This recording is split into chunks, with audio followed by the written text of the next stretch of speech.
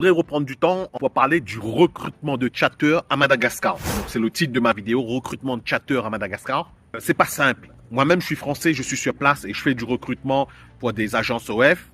C'est pas aussi simple que ça, les gars. Donc, si tu débutes dans le chatting et tu as un peu de trafic, moi, ce que je t'invite en tant que responsable d'agence OF, c'est d'essayer d'avoir 10, 20, 30 abonnés par jour, ce qu'on appelle sub, jusqu'à 50, voire 100 abonnés. Au-delà de 30-40 subs par jour, il est intéressant d'externaliser le chatting.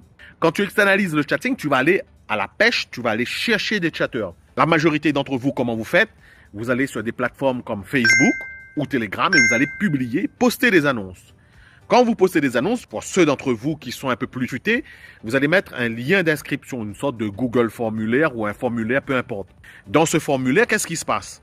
Tu te retrouves avec 50, 100, 200, 300 leads.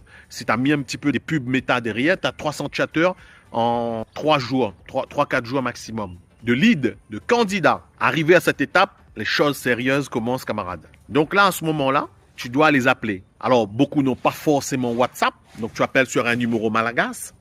Ils ne sont pas forcément disponibles. Ils ne parlent pas tous français correctement. Tu tombes sur papa, maman. Ça ne répond pas, ça ne comprend pas. Ils ne comprennent même pas pourquoi ils ont postulé.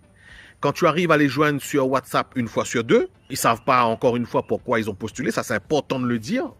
Et donc, tu tombes sur un candidat un peu à côté de la plaque. Du coup, le plus important, c'est de savoir, est-ce qu'il sait ce que c'est le chatting?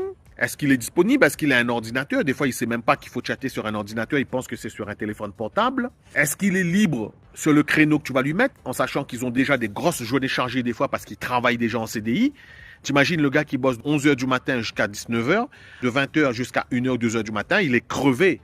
Mais lui, comme la situation est difficile à Madagascar, il va te dire oui, il est disponible. Et finalement, il va produire un travail de merde. Donc le recrutement est compliqué. Moi, je fais tout ça pour vous.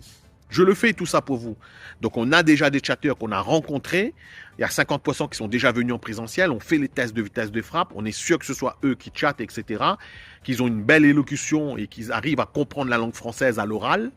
Ils sont là-dedans. On a plusieurs dizaines de chatteurs qui ont été validés. Abonne-toi à la chaîne, like la vidéo et contacte-moi via le lien que je mets à ta disposition.